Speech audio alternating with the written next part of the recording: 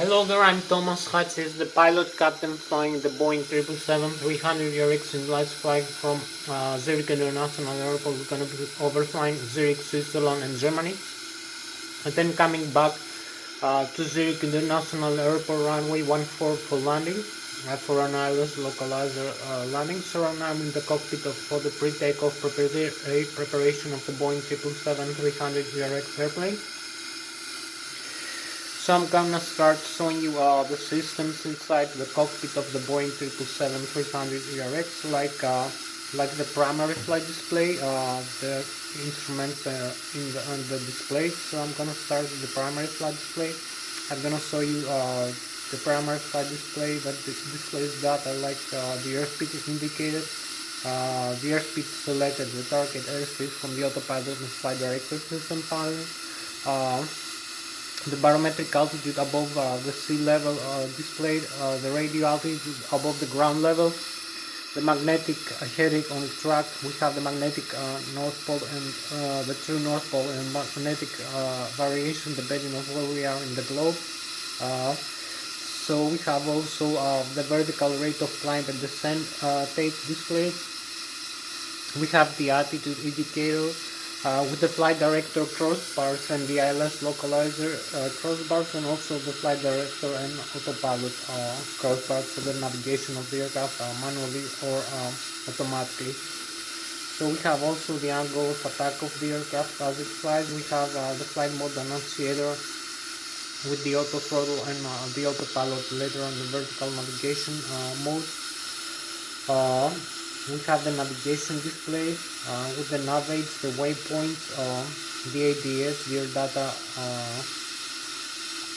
the ADS, the VOR stations, the NDBs, the non-directional beacons. So we have also the route display, the airport that we are located in other airports. We have also the runway we use for takeoff. We have the route that we create using the flight management computer. We input all the data like the aircraft weight, its inertial reference position, and other factors that we use to create our route. The aircraft we're gonna follow using the autopilot or flying manually in lateral and vertical navigation modes. So we use a departure runway, departure airport, departure runway, departure lateral navigation fixes and waypoints, and also arrival navigation waypoints and fixes, arrival airport, and arrival runway, and also my localizer landing. So we're gonna see how to do that. We also have the weather and terrain radar display. You can see also other aircraft flying around you using the KICA system, the traffic collision and alert system. So I'm gonna show you also that. We have the magnetic heading on the track. We have the wind direction and magnitude, and also the ground speed of the aircraft and the next waypoint we have to fly, and also the RNP, the required navigation performance, and the acquired navigation performance, the NP, displayed in the navigation display. So we also have the autopilot and flight director system panel. I'm gonna show you have the autopilot engage and disengage switch. We have the flight director engage and disengage switch. We have the auto throttle system, the auto thrust of the aircraft, left and right engage and disengage switch. We also have the airspeed select knob with the airspeed modes like the flight continues, the flight level change, and the auto thrust hold for the speed guidance of the aircraft. So we have a variable thrust and fixed thrust modes depending if we climb or flying horizontally the aircraft in cruise or in approach and landing. So if we climb or descend, we use fixed thrust, fixed maximum climb thrust, or fixed idle thrust for descent. Maximum thrust for climb and idle thrust for descent. Also we use variable thrust for cruise and variable thrust for approach and landing. So I'm going to show you also this system. I'm gonna show you also, we have the LNAV and the VNAV function, the lateral navigation, the vertical navigation of the aircraft.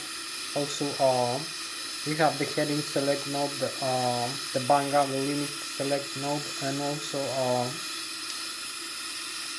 we have the heading hold switch. We have the vertical rate of climb and descent slider for the vertical rate of climb and descent of the aircraft using the autopilot, and also the flight path angle in degrees, or the vertical rate of climb and descent in feet per minute, in tens, hundreds, or thousands of feet per minute, and the hold switch for this function. We also have the altitude select node, the altitude hold switch for the target altitude, and also the approach localizer for the autoland, and the VOR localizer switch for the Lszh localizer, or the VOR station localizer. So I'm gonna show you also some other displays like the upper and lower ACAS, the its indication and the engine indication and crawler system displays in the multi-function display. So you can see here these systems that I'm telling you about. So you can see we have the primary flight display here. We have the airspeed indicated, the target airspeed selected, the ground speed. The minimum airspeed displayed is 30 knots, but our actual airspeed right now is 0. So we are 1,430 feet above the sea level, and just 2 feet above the ground level, based on the radio altitude and the barometric altitude setting. We have the barometric pressure setting over here, the barometric altitude of the outside atmosphere, which is 29.92 inches of mercury, and we can reset this using this switch in the FS panel, in the electronic flight instrument panel. We can use this to set it like in hectopascal over here, depending on if we fly in North America or in Europe. We can use either inches of mercury or hectopascal for the barometric pressure and the barometric altitude. That also defines the airspeed. So we have here the magnetic heading on the track of the aircraft. You can see the magna displayed. We have the setting, the target heading to 360 degrees.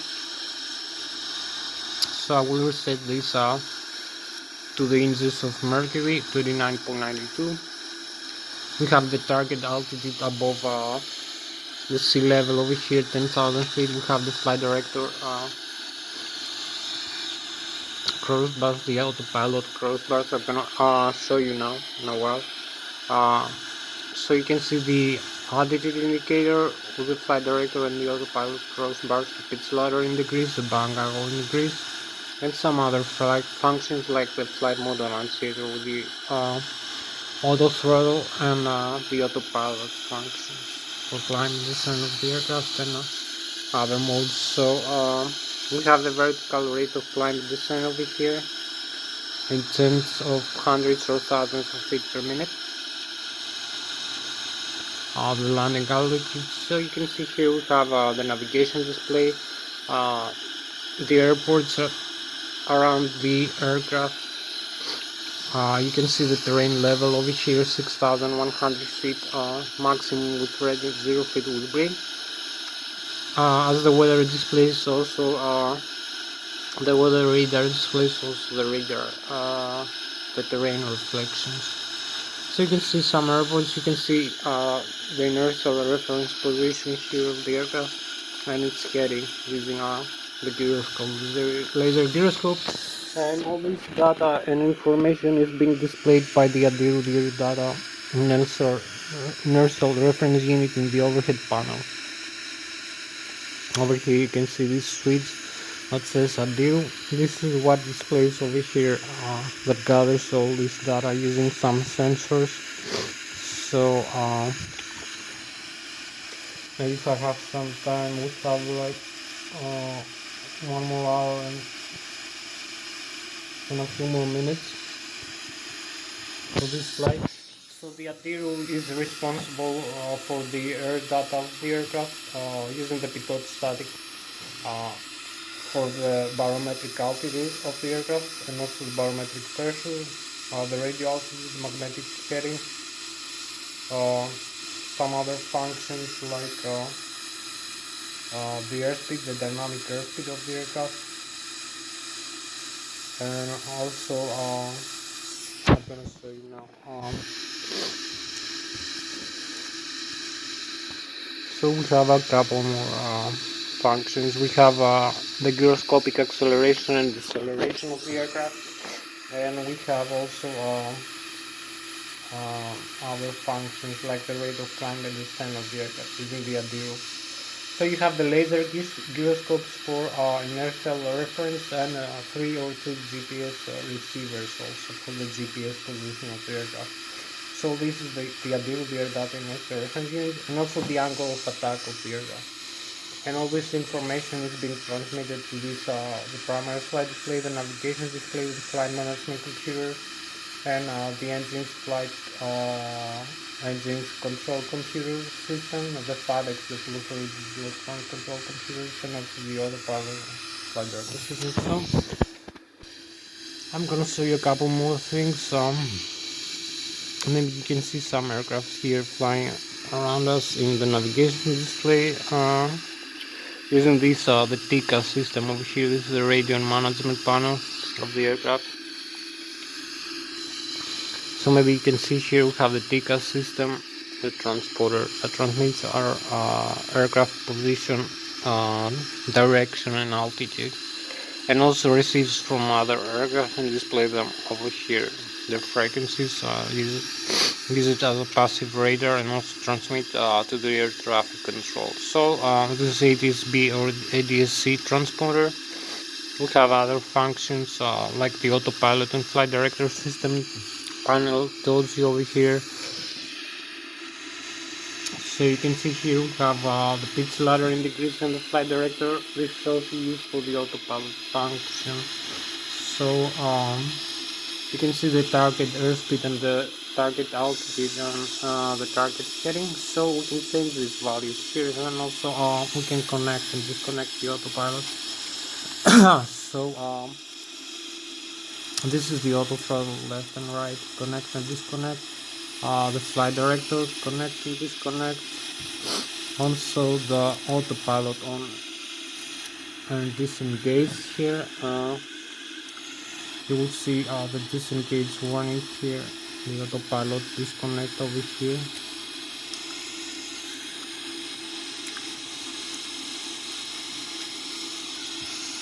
So you can see this the warning in the upper takeoff. So we reconnect this, we reset everything and re-engage the autopilot. This green light over here. So you will see the autopilot again is on, but we don't need this for takeoff actually. Just explain this. So you can disengage this again like this. You will see the flight director now also. And the warnings are here. The warning, we can cancel this warning and reset this. So if we reconnect this again one more time, you will see we can disconnect it. You will see here we have this control, the control wheel and control column, the yoke of the Boeing aircraft. So you can see we have a couple of switches over here. So this is the autopilot disengage switch. This is the stabilizer trim of the horizontal tail of the aircraft for the nose up and nose down. So this disconnects the autopilot again. You have to reset it like this.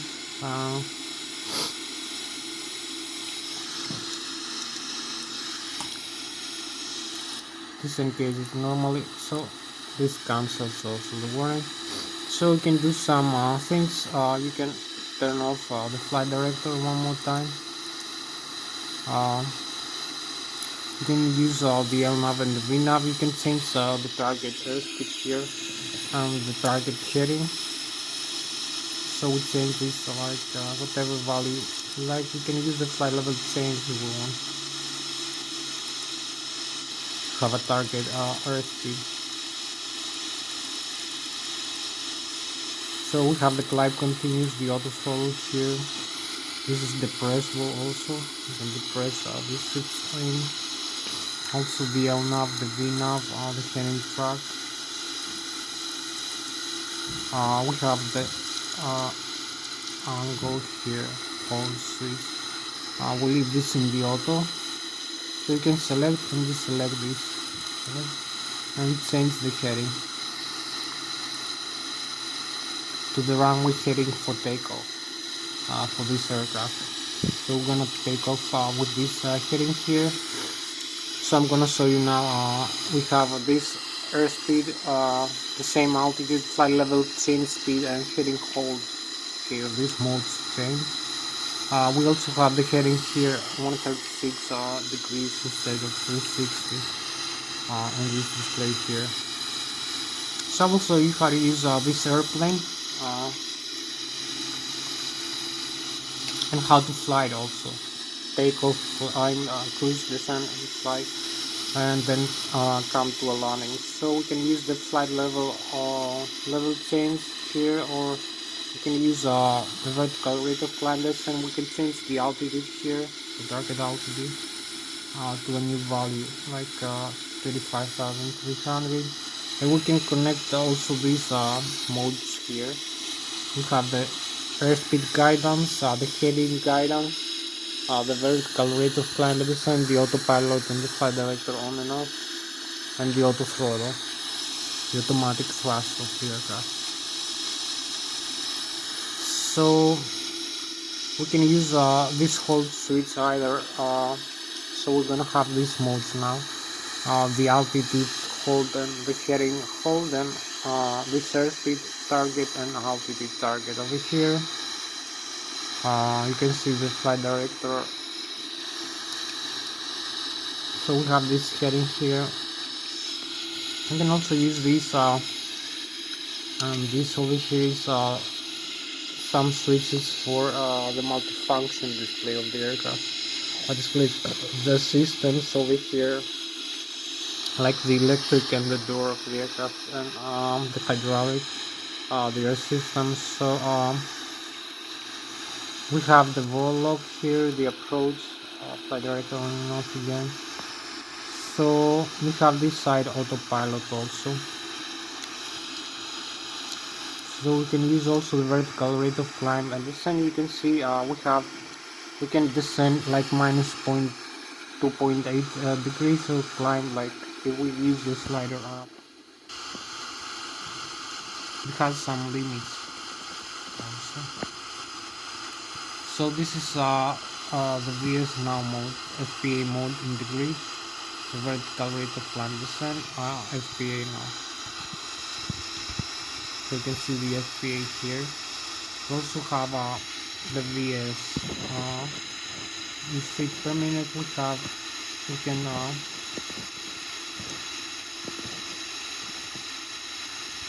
can descend the aircraft like 4,000 feet per minute, or climb like 2, 3, 4.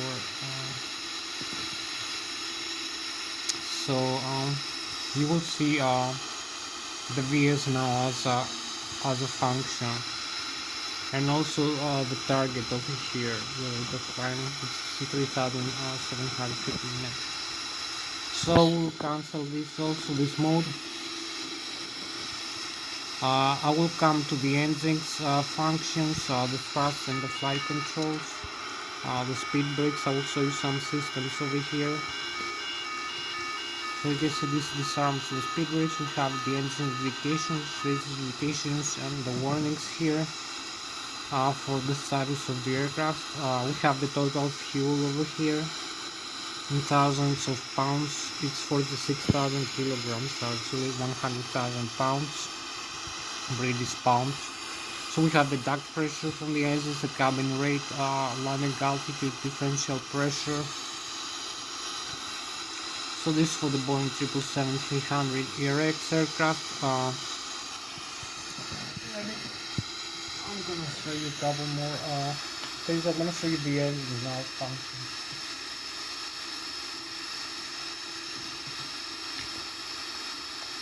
So we come here. So you will see here, this is the thrust levers. We control the engines thrust over here using this. So you can disarm the auto throttle if you want. You can press the takeoff ground switch here. You have the speed brake here, up and down. We have the stabilizer trim here. We have the flap lever here, up and down. We have the fuel control, the fuel flow of the aircraft. We have the CNVR, the stabilizer cutout switch. For the pitch trim, for the normal and alternate pitch trim switch of the horizontal. This is the horizontal tail, this is the speed brakes. This and this is the engine. So to ending, this is the flaps levers. So you can see we can press also, as I told you can disconnect the auto throttle like this. You can press the takeoff ground switch, or you can press the reverse. This will extend the speed brakes also. So this is the reverse of the engine. This gives the computer signal over here.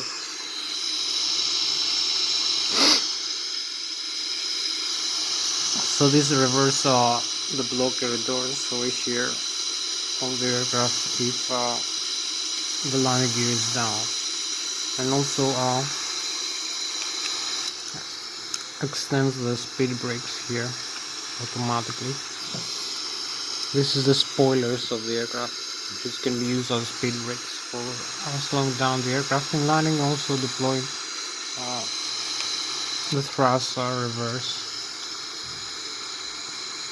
So you can see the thrust reverse is here and the speed brakes off. So this is so much for the thrust reverse. I also announced the thrust levers of the airplane.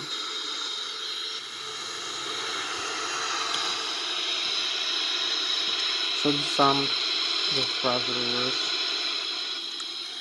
and extend the speed brakes again. So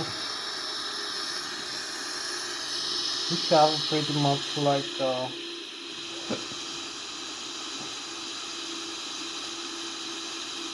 so we have like 50 minutes left for this flight. So I'm gonna show you now the thrust levers. So the thrust levers, we use the thrust levers to fly the aircraft. We need the engine thrust. You have two turbofan turbojet engines, one installed per each wing, left and right wing, for symmetry and redundancy. So we have the compressor,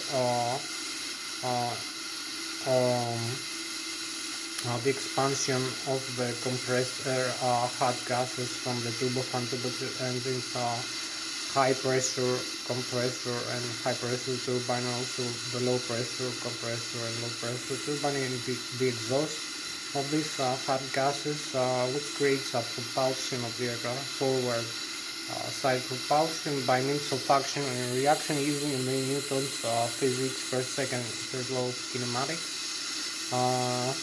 The law, all the laws actually of physics. This is the action and reaction for the forward movement using the propulsion from the turbofan engines. So as you use the thrust levers forward, you increase the fuel flow to the engines, which increase the fuel burn and the hot air and fuel burn, which increases the rate of the engine speed, which intakes more compressor. So you have to use this. For instance, if you want to take off in the runway, you have to move the thrust levers all the way up to have maximum power, like 100% approximately. So depending on the temperature and the barometric pressure and other data. So the weight of the aircraft, the runway length. So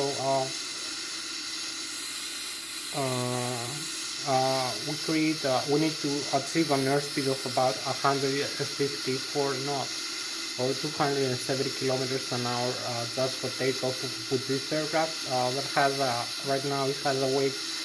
This Boeing 777-300 direct has a weight of about 250,000 kilograms or 520,000 pounds, from which 46,000 kilograms is the fuel, which is 30% of the total fuel level,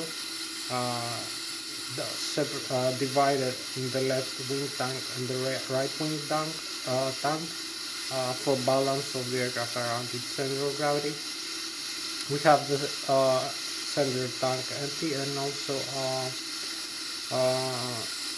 we have about 30,000 kilograms of passenger cargo, and this creates a total weight of 254,000 kilograms. So we need 154 knots with 15 degrees flat and 4 degrees nose up pitstream of the horizontal tail stabilizer. So you have to achieve a 270 kilometers an hour airspeed in the ground just for takeoff, a little bit higher, like 300 kilometers an hour just for landing, with the same setting. So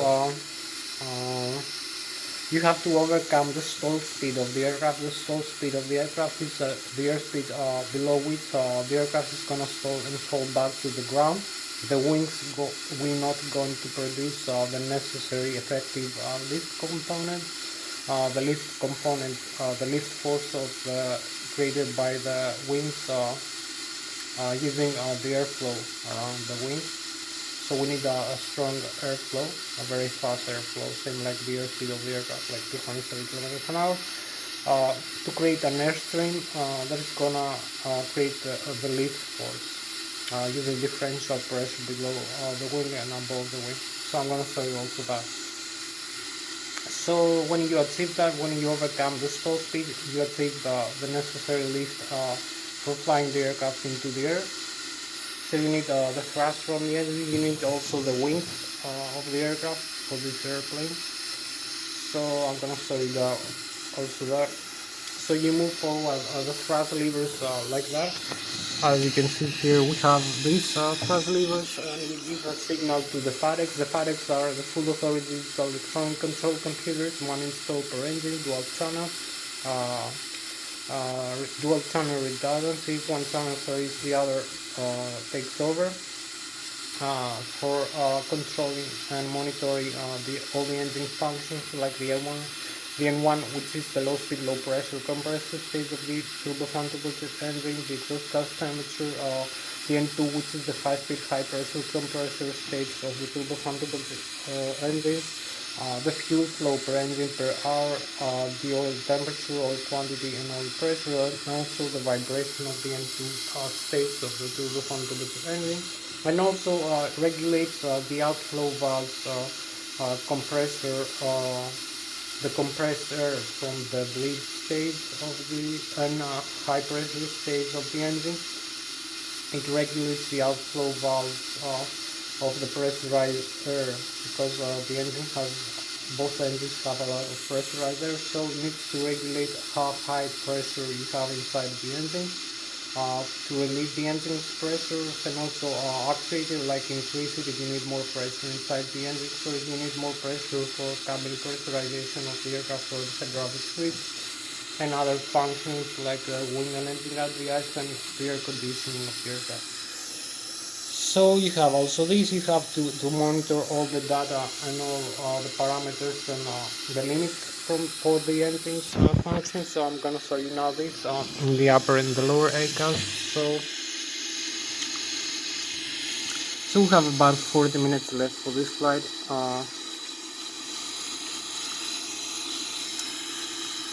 So you can see here we have the N1, which is low speed, low pressure compressor stage of the turbofan turbocharged engine, left and right engine.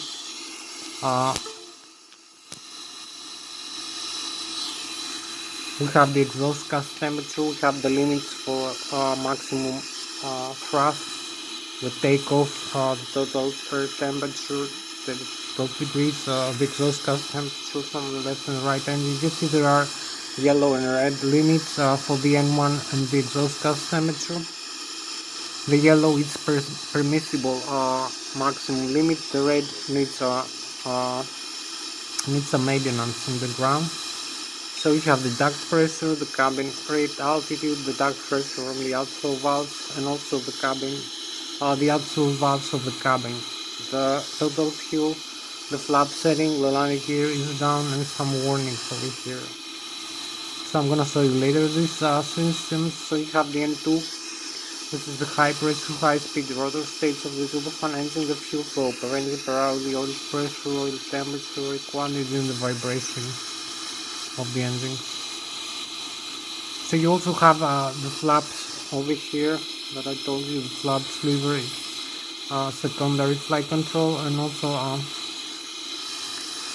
the landing gear is up and down. We have some functions like the alternate also landing gear over here, the terrain override, the gear override, the local for the landing gear, and also the auto brake here, reset the takeoff and maximum RTO, reset the takeoff, and also the flap limit over here for the aircraft. So some other functions over here, you can see if I have the speed brakes extended, I can move the speed brakes up. So if I extend the speed brakes over here,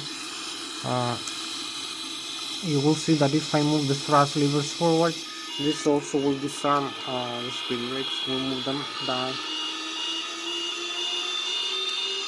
automatically. So we have the N1 here, you have the signal to the FADEX, the full authority, the electronic control computers for the engines, the gross gas temperature. You can see the N2 is having only one higher limit, the fuel flow per engine per hour, the oil pressure, oil temperature, oil quantity. So we have a few more minutes. I'm gonna show you also the overhead panel. So as I explained, you will need the thrust from the thrust levers from the engine, from the left and right wing turbofan engine to increase the thrust and achieve an airspeed, to achieve a kinetic energy into the aircraft, which is 1 second the mass of the aircraft times the velocity of the aircraft to the power of 2. So we need to use some physics for that and some mathematics. So I will show you maybe the outside or the inside, I'm not sure. So you also use these controls here, the control column and the control yoke over here to control the aircraft. So I'm gonna talk to you about this now, and also about the wings and the lift force, besides the thrust levers function. So we have the forward wings over here.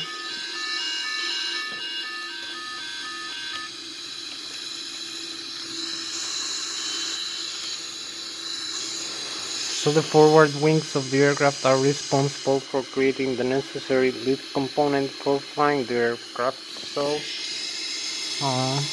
the lift force is the force that overcomes the stall speed of the aircraft. That overcomes the weight of the aircraft, the mass of the aircraft, times the acceleration of the gravity that turns versus this vector over here that comes like that down through the aircraft center line, the center of gravity. So you have to balance the aircraft using the horizontal tail stabilizer and also the elevator pitch up and pitch down, and the bank roll from the elements and the spoilers. So it has a lot of conversation for that. So you can see the bottom surface of the wing is more flat than the top surface, is a lot more curved. So the airflow of the air as the aircraft moves forward from the leading edge all the way back to the trailing edge of the wings is more compressed, is moving with lower airspeed in the flat surface of the bottom of the wings, and it's traveling with higher airspeed, so it has less pressure. You have an under pressure above the wings from the leading edge all the way back to the trailing edge, and this airflow, this air mass jet stream, call it as you wish, This creates the lift force when you achieve an airspeed of about 270 kilometers an hour for takeoff. So this also creates the total weight of the aircraft has to be divided over the total surface of the wing. So you find the lift per square meter or square feet, and also the weight of the aircraft per square feet or meter of the wing surface. And also you have the additional flaps here, some spoilers you move, and ailerons, flaprons. You create the deflection of the airstream by moving the flight control surface like that. So this creates a moment arm force. The moment arm force makes the aircraft bank roll left and right, or climb and descend using the elevator.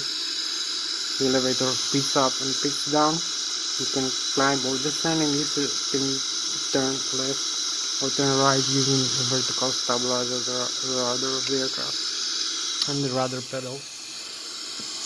So also now the moment arm force is the force that transverses. So you have here the forward wing. You have the lift force.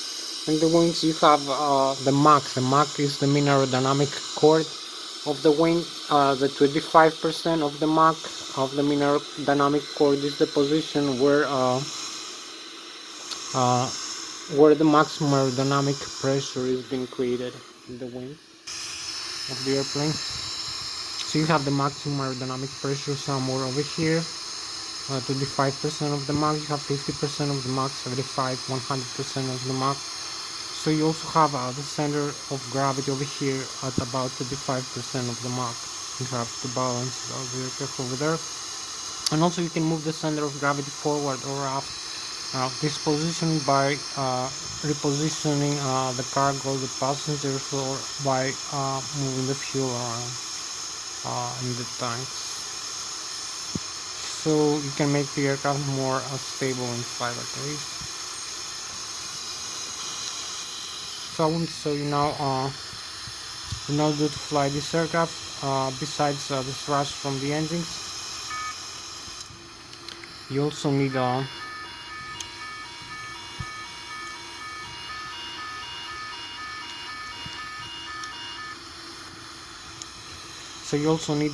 this control column and control yoke, the control wheel of the aircraft. So you can see we have the stabilizer trim, we have the aileron trim here, we have some other functions. We have the rudder trim, the vertical stabilizer rudder, and the aileron trim over here. We have also the fire extinguisher. So we have the pit stream here, the horizontal tail of the aircraft pit stream. So you can see the pit stream position over here. This is the horizontal tail. We have also the electric trim for the autopilot and the auto throttle, and we have the C and the R hydraulic driven. So if the C or the R hydraulic system fails, you can disconnect this C and R electric trim. Stabilizer cut out, as you can see. So you use only the manual. So you have the fuel control I told you over here,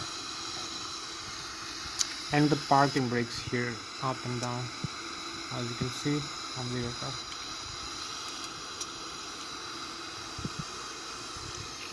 So you also have, as I told you, this is the control column. You can pitch up and pitch down the aircraft.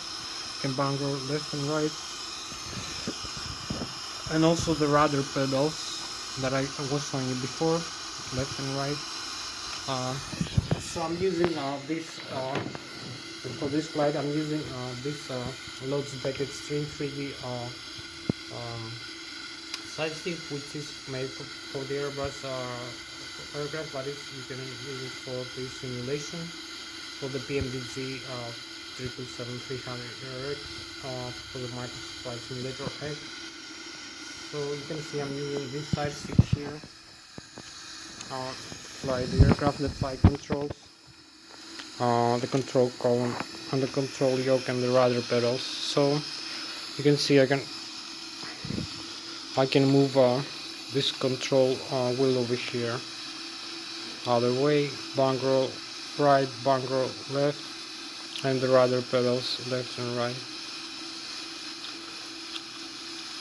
So you can see also the other side of control here.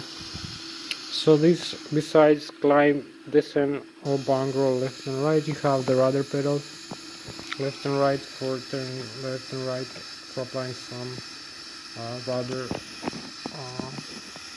balancing force, pitch up, pitch down. So this is the basics for the flight control. So I hope you like this Lszh Extreme 3D. So I'm gonna show you now the outside view of these controls. So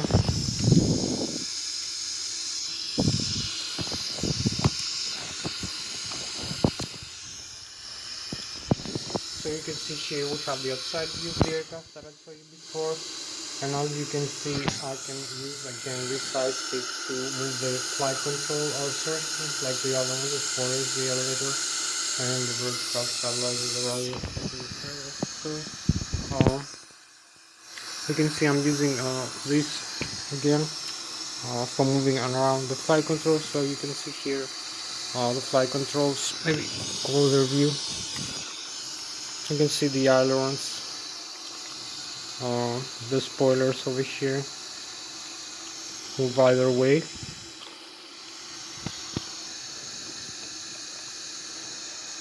And also the tail of the aircraft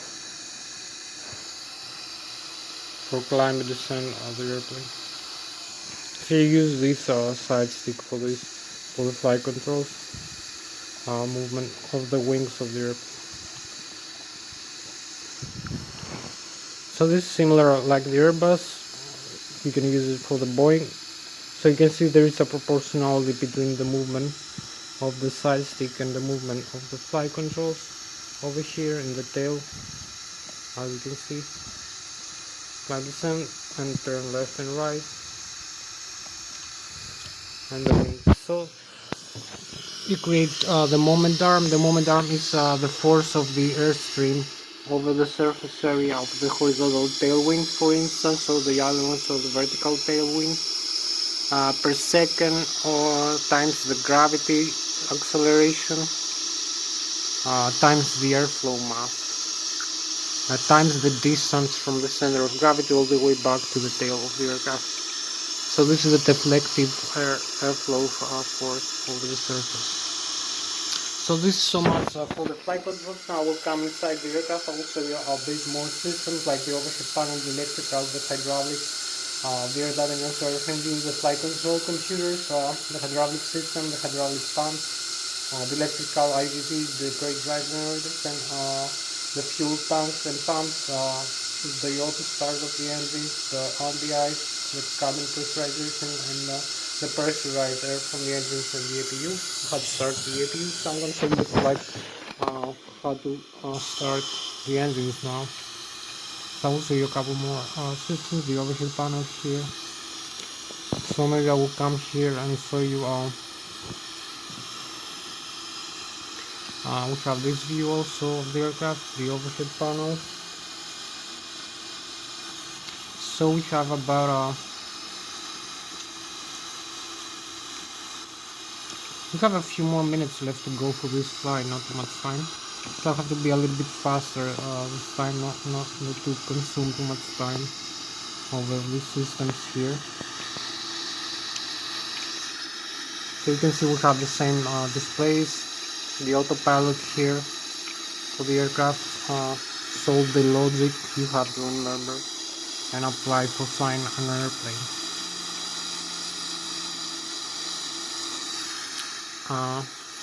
So you'll see in the overhead panel here we have the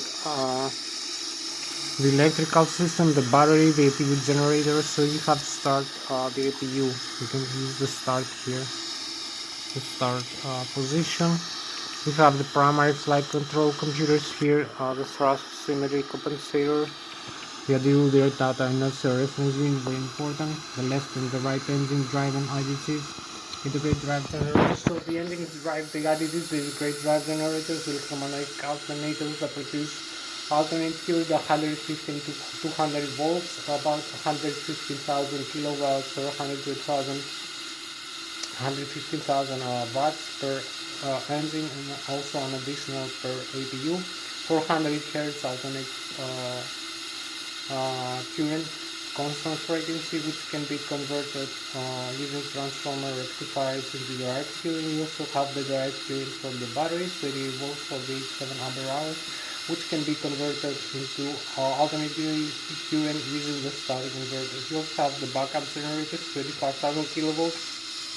All these are electromagnetic alternators using electromagnetic induction, bipolar North and South pole electromagnetic induction. IDC separate generators driven by the left and the right turbofan turbocylinder in a gearbox using sub driven by the shaft of the turbofan engine torque. So you also have the hydraulic pumps for the hydraulic fluid that moves the flight controls, the landing gear up and down, the nosewheel steering, the parking braces, throttle reversers for the engines and other systems. Also the hydraulics also. So we have the air system, the pressurized air from the left and right engine and the APU. So this is the basic of the overhead panel, left and right engine IDZ. So you can see we can close the IDZ off over here. So you will see the warning here. The IDZ electric backup system off, left, off, right. So we have turned off the IDZ with the electrics alternate here, but we have the backup of the systems here. So you can see a more generalized view of the overhead panel. Keep this in mind. We also have the circuit breakers here and some other additional panels for maintenance in the ground. So you have the window heat, the passenger oxygen, hydraulics here, the pumps, normal and engine driving. So I will show you another time how to use this. We have the windshield wipers, the lighting system of the aircraft, the anti-ice for the wings and the engines, the electronic engine control computers, the cargo and the APU fire switches, the electronic engine control computers, normal and alternate, the auto start on and off. So you can use the auto start with the electronic engine, you can see here. So you can use it in the normal, the fuel jettison, you can dump fuel inside, you can arm this. For the SAM, we have the left and the right wing pumps and tanks, and the center tanks and pumps, the center body here. So we have the pumps on and off, and the crossfeed valves and the drive to the engine. So you also have the hydraulic, we have the cabin pressurization here, normal, automatic or manual, alternate. So you can climb and descend, open and close the outflow valves for climbing, for pressurizing the aircraft while climbing, or the pressurizer while descend. So you use the automatic, you don't have to select line also, and you can see here we have the left and right engine, compressed air. The compressed air is being used for cabin pressurization over here, for hydraulic fluid pressurization, C1 and C2 systems, and also for wing and engine cut the ice here, and also for air conditioning and ventilation. And we need also for engine starting, we need a lot of pressurized air to start this engine, so you use the APU. Over here you need it in the on, the isolation valves, the left and the right. So this creates some warnings over here. You will see the warnings here that will turn off the systems. You will also have, you can see the bleed isolation closed. You also have the screen over here, also later.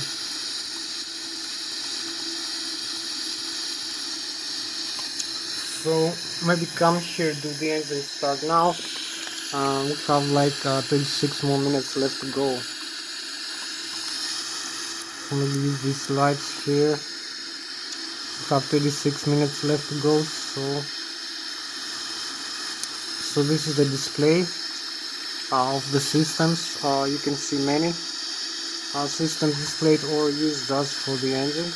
So you have the display on, you have the engine, the status, you can see the APU now is on, the hydraulics, pressure, and the oxygen. So you have the checklist here, the normal menu, like before start, what to do, complete the checklist. You have also other menus, but I don't have the time not to show you everything. No normal menu, so go in the normal.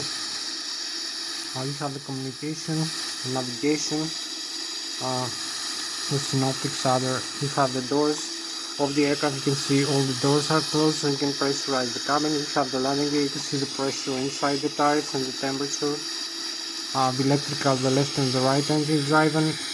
IDGs, I told you, the volts from the batteries and the APU volts, and also the APU generator is working, and the connections, the contactors, the backup generators.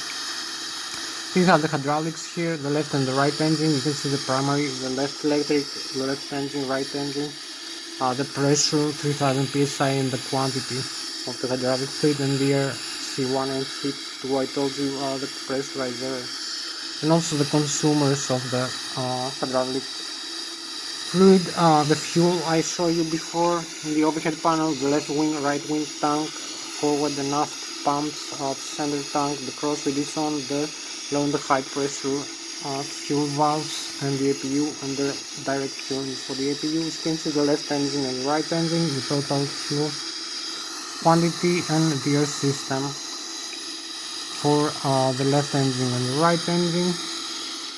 You have the start system. Also for the APU you need to use pressurizer.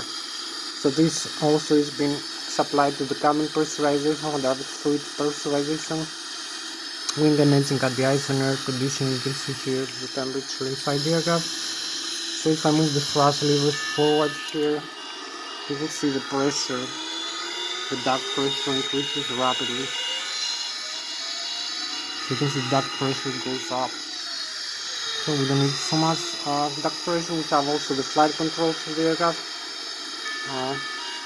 which shows some additional information about the wings here, the ailerons, the spoilers, the control surfaces over here.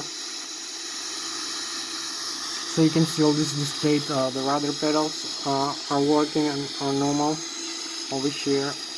You can see the symbology and everything is working normally because you have a failure in the rudder or the elevators and the stabilizer in position. So this is computerized. You go back to the modes, to the engine. So you come here, the virtual cockpit view. So we turn off both engines, off, left engine, right engine driving. So you will see both engines going off. The N1 decreases, the exhaust gas temperature decreases, the duct pressure, the N2, the fuel flow also is going down to 0. So maybe we're gonna start both engines in one time. You can see the reconfiguration here, and if I come in the outside view,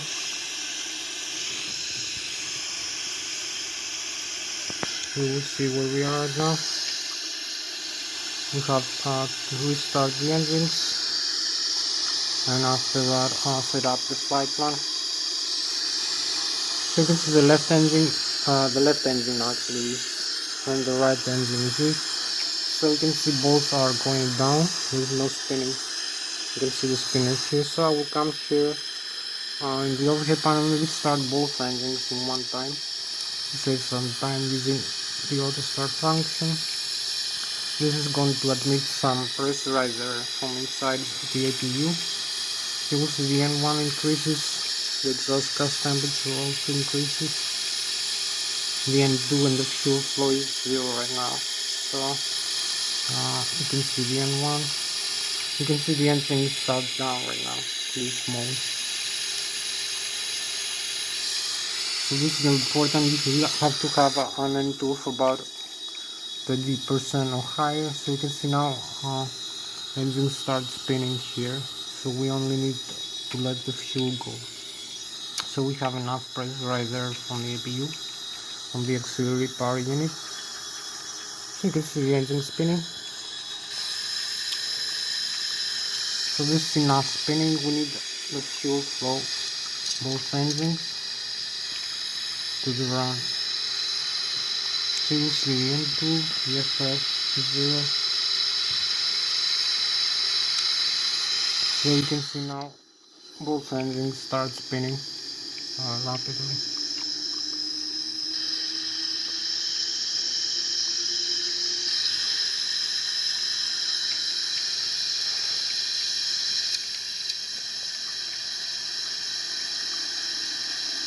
So we already just now set up the flight plan over here.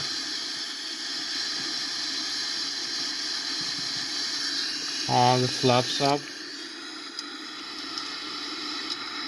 not all the way up, even like 15 degrees down.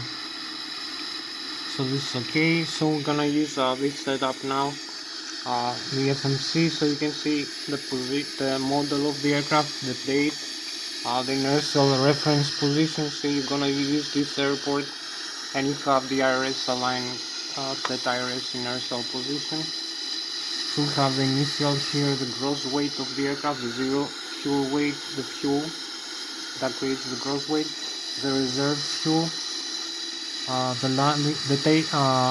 the cruise altitude, and the coast index, and the temperature of the cruise altitude and the cruise center of gravity. So you have the route here, you create the departure and arrival airports. The runway you use for landing, or for takeoff, excuse me. So you have the departure runway 14, this airport, departure, and then arrival. Lszh 14, Trans-Negria 1 Alpha, Trans-Amity. So you have this like this, you activate and execute, and you use now the flaps 15 degrees to select whatever possible values, and the center of gravity is loaded automatically, plus the takeoff reference speed V1, V rotate, and V2 154 knots with this gross weight, and this flap setting. So we are just ready for takeoff and flying this aircraft. You can see the modes here are normal, so we just need to taxi now to the runway. So I disarm the parking brakes and activate the thrust reverse forward. So this also allows you to use the steering wheel here for the nose wheel steering, the tiller.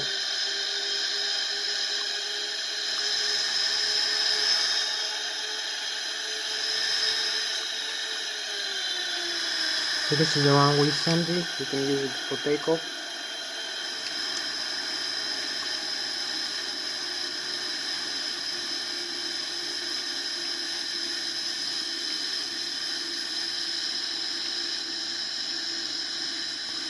We have to align with the runway center line or the ILS localizer. So use the parking brakes again. You can see where we are right now.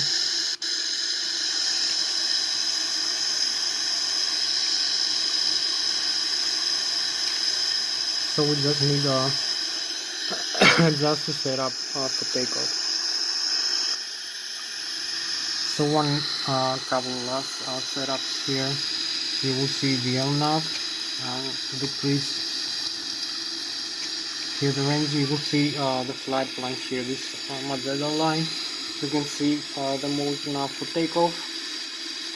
So we use the thrust levers all the way forward to stabilize the engine thrust. Disarm the parking brakes again and go. So here we are.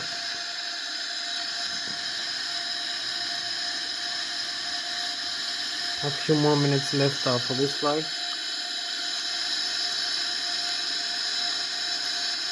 Maybe a little bit more thrust. 180 kilometers an hour, 100 knots. V1, we rotate. Here we go.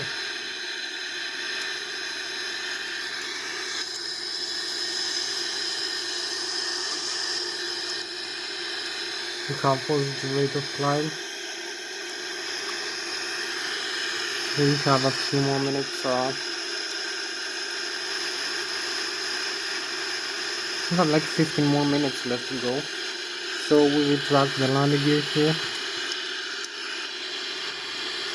You can see we are 2,000 feet above the ground level, 2,400 feet above the ground level. So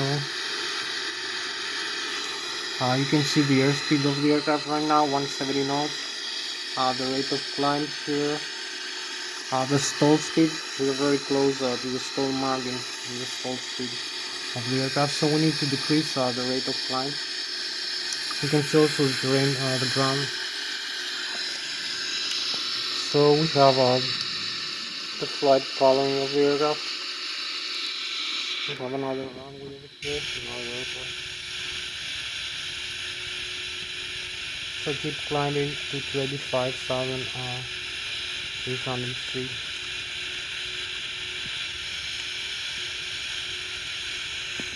So we have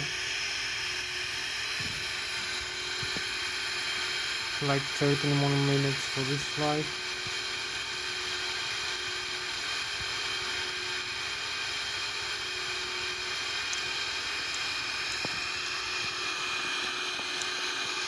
You can see we have Mach 0.420, which is about 600 kilometers an hour. So we need to climb a little bit faster, higher rate of climb. We have some overspeed warnings here. 9,000 feet. So this is our beautiful departure here. And this views over Switzerland.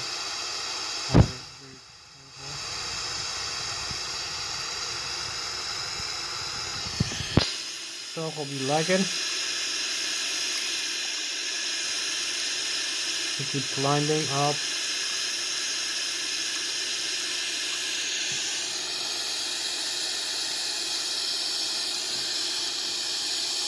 Hope you like the view of the Boeing 777.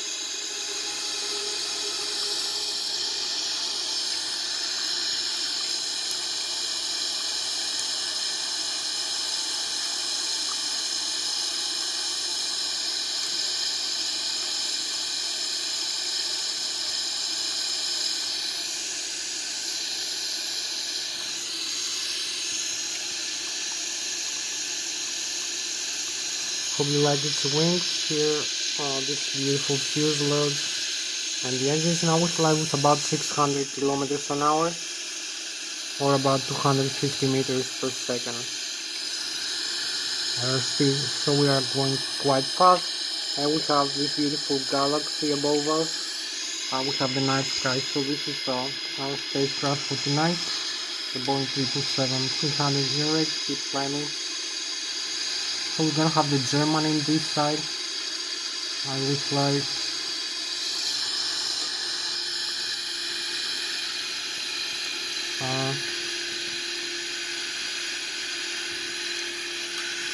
have like 11 more minutes left to go.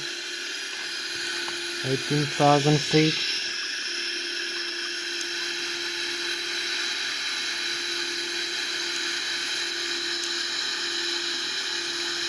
But we're not gonna use the autopilot tonight, so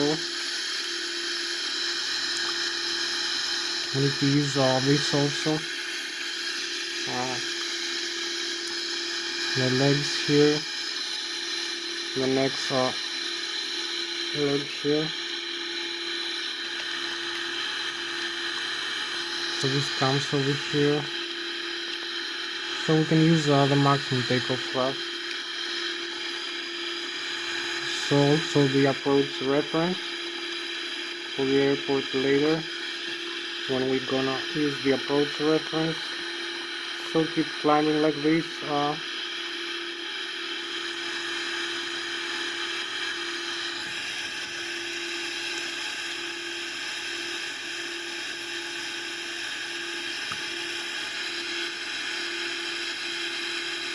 So we have 9 more minutes left for this flight. 31,000. Need to use acceleration rate increase.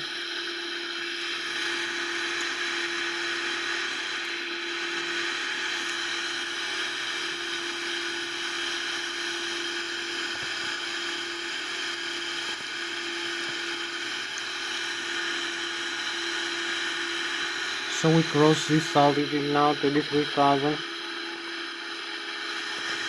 500. We approach the cruise altitude over here. So we have the Germany in front of us. So we have also the chemtrails and the contrails. This beautiful display of frozen vapors from the aircraft. As you can see over here, we're flying Switzerland here in Germany. So this is our spacecraft for the night, the Boeing 777. 300 units, keep climbing all the way up as we can to 35,000 feet. And bang rolling back to the airport. So we have not much time for this flight this time. I have to come back into the airport. So I need to make a turn. But now over here.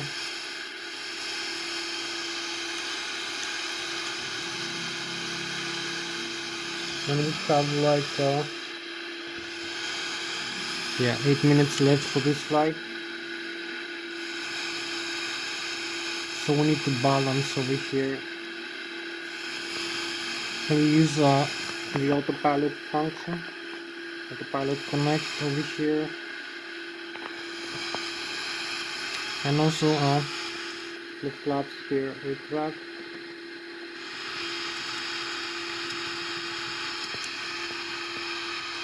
And increase the airspeed here.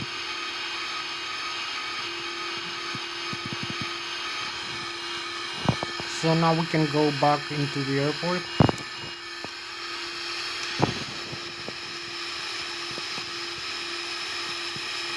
Over the last waypoint. It's actually 37.7 nautical miles away. So we need to descend now quite fast. 34,000 feet.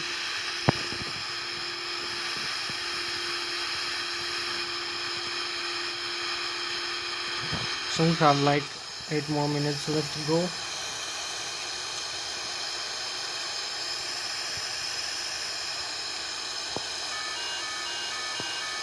I'll use some speed brakes here.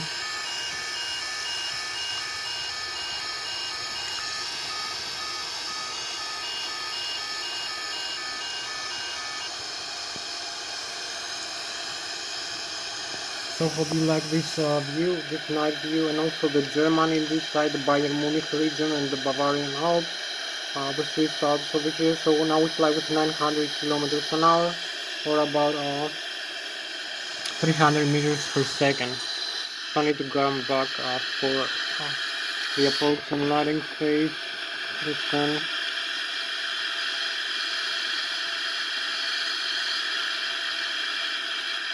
Descend quickly actually.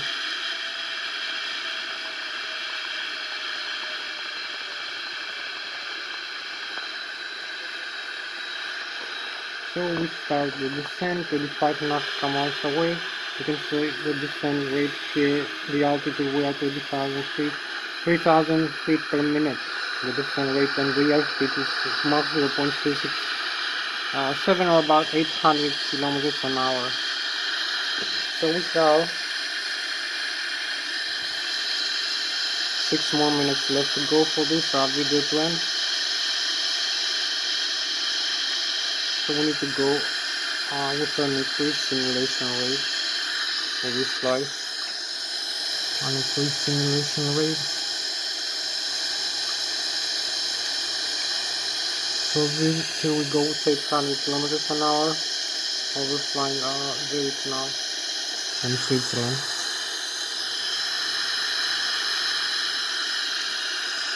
Keep descending. Also decrease the airspeed already.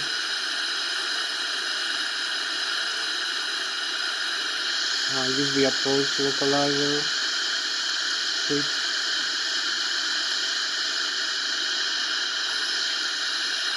And we need to disarm the autopilot. So you can see all the data here needed for approach and landing. So we're gonna disarm the autopilot in a couple of seconds. Landing gear down and disarm the autopilot. Slide manually the approach.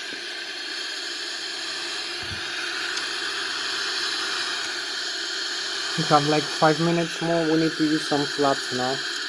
We're slowing down the aircraft.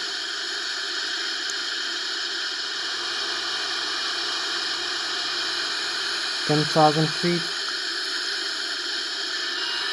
So you can see where we are right now. We're closer to the river here.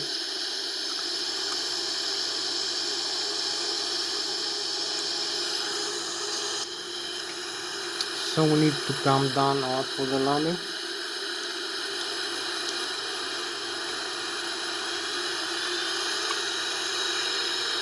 And also decrease the airspeed.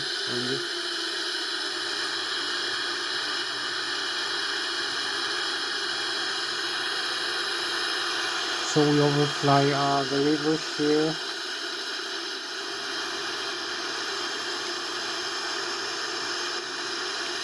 We have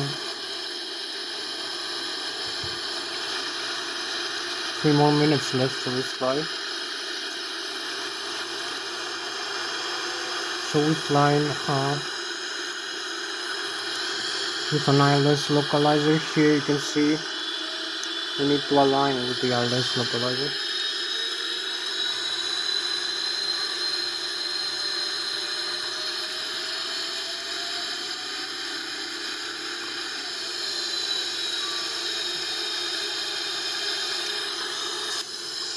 So this is where we are right now. Where we're going, we have the runway in front, overflying the river here. So we're gonna have a nice view for the landing like this. We touch now. Everything into the runway. We have a couple more minutes left. Lszh localizer needs to be on, activated. So we have the glide slope here.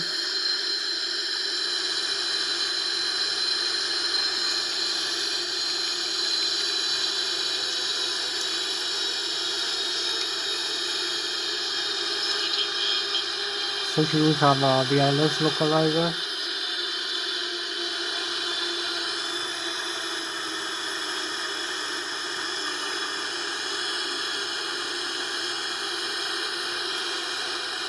Also flying manually.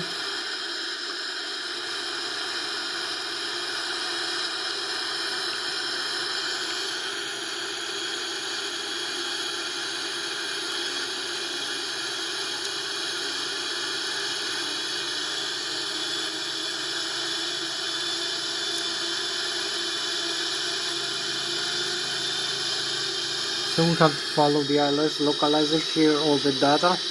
You see, I have no time to explain everything. I have like 1 more minute for this video to end. So I just have the time to touch down on the aircraft in the ground.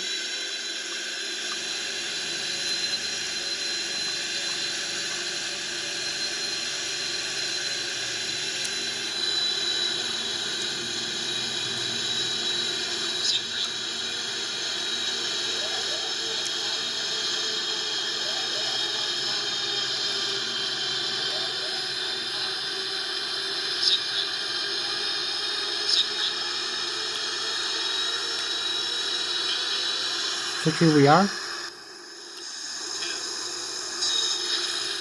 Just touched down the runway, parking brakes and reverse thrust. To reverse thrust.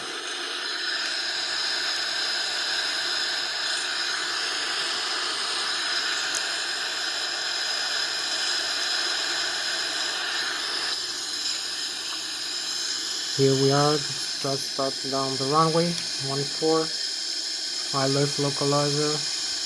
Ready to the report.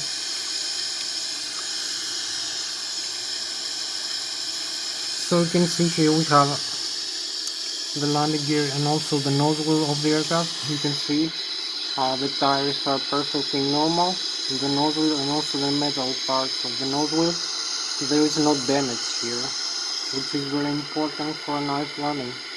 And also the landing gear, the back tires, the back wheels and the tires, no breakage, no blown tires. Very important to look at your parts here to have an outside walk of your aircraft. So we can refly this airplane one more time. Perfectly normal. You can see also this inside the cockpit. We have normal indications, so we can refly the